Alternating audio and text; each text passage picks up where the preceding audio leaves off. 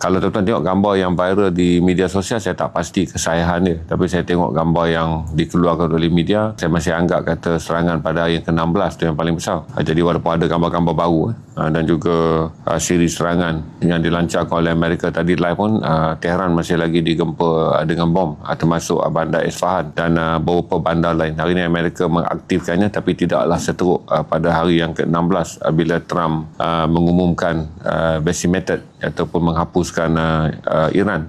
Dunia lebih banyak berbincang hari ini adalah kesan segera yang dialami oleh ekonomi global serta kesan-kesan yang akan berantai selepas ni. Kalau tuan-tuan lihat ramalan yang dikeluarkan oleh Kerajaan Malaysia ke Thailand pun berat, di mana ramai orang diminta untuk tidak bercuti di Thailand kerana Thailand telah mengalami krisis catuan minyak, menjadikan pihaknya sendiri sukar untuk mendapatkan bekalan minyak. Jadi ramai orang yang kemungkinan besar memilih untuk bercuti di Thailand diminta berjaga-jaga. Kali ini bukan banjir, bukan ancaman keselamatan, tetapi kemungkinan besar sistem pengangkutan awam dan juga akses untuk mendapatkan minyak adalah rumit. Ini di Thailand. Baik. Bila kita cerita di Thailandnya, berarti Thailand dah ada krisis tenaga yang mana kita bincangkan sebelum ni. Satu adalah bot-bot yang ada di Thailand yang keluar untuk menangkap ikan. Berarti kalau tuan-tuan lihat, stesen minyak mengalami catuan. Industri perikanan di Thailand ni besar. Berarti minyak untuk bot juga akan mengalami catuan, menjadikan harganya tinggi, nak dapat minyaknya juga susah. Begitu juga bagi industri penghilangan yang mengeluarkan bekalan makanan ayam dan juga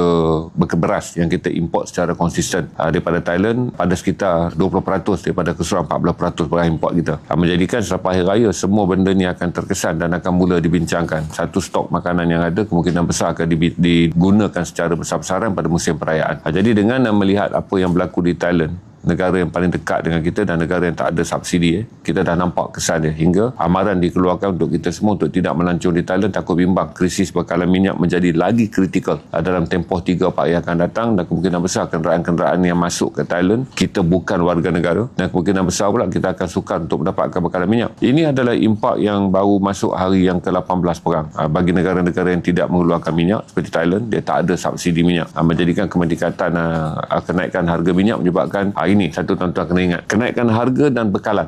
Berarti dua-dua berlaku. Kenaikan harga berlaku dengan sangat tinggi dan bekalan berlaku dalam keadaan sangat berkurangan. Ini yang saya bagi tahu pada tuan-tuan bagaimana akhirnya kesan perang ni dengan cepat akan sampai kepada kita. Negara yang tak ada subsidi minyak dan tidak mengeluarkan minyak, kesannya dirasakan segera.